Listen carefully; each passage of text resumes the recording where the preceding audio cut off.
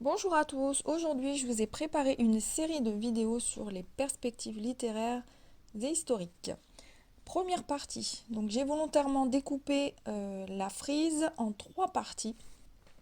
Je vous conseille vraiment de faire vivre ces frises tout en ajoutant donc vos notes personnelles, car vous verrez qu'avec l'étude des textes, en fait, des éléments en rapport avec vos thèmes vont être mentionnés, donc c'est important.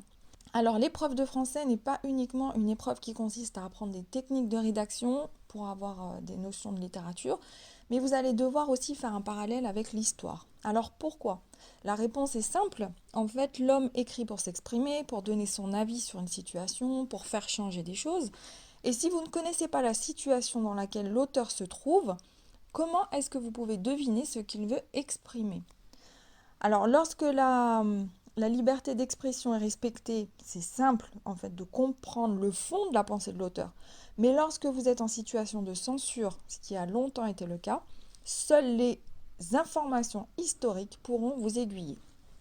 Alors, je vous donne l'exemple dans Micromégas. Micromégas de Voltaire, hein. Il y est fait référence donc à un exil, celui du héros. Bon, bien sûr, c'est une fiction.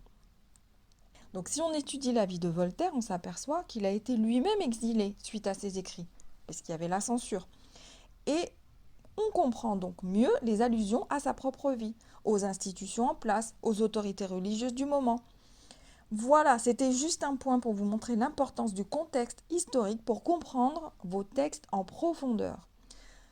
Voici donc une frise avec les courants littéraires que nous allons étudier donc dans un deuxième temps.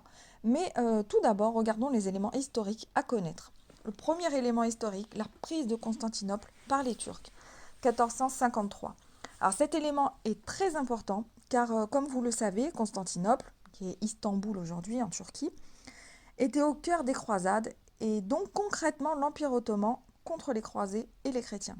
Une fois Constantinople aux mains des musulmans, le passage vers l'Orient était compromis.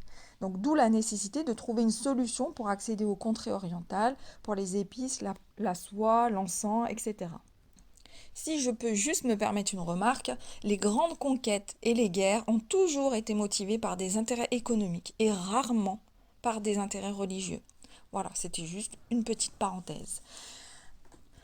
Donc première conséquence, une conséquence vraiment commerciale, une difficulté pour l'Europe de s'approvisionner en soie, en épices, et donc il fallait absolument trouver une solution. Deuxième conséquence, les érudits chrétiens qui ont quitté donc Constantinople emmenaient avec eux leurs livres et souvent des écritures antiques.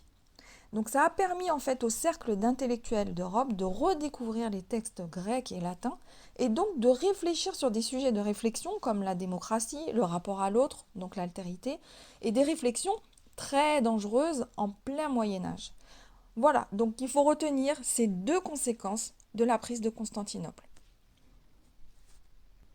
Donc, dans une prochaine vidéo, nous allons voir le début de la traite des Noirs en Amérique, la destruction de l'Empire aztèque par Cortés et la conférence de Valladolid, trois événements importants qui rentrent vraiment dans le thème de l'altérité. À bientôt!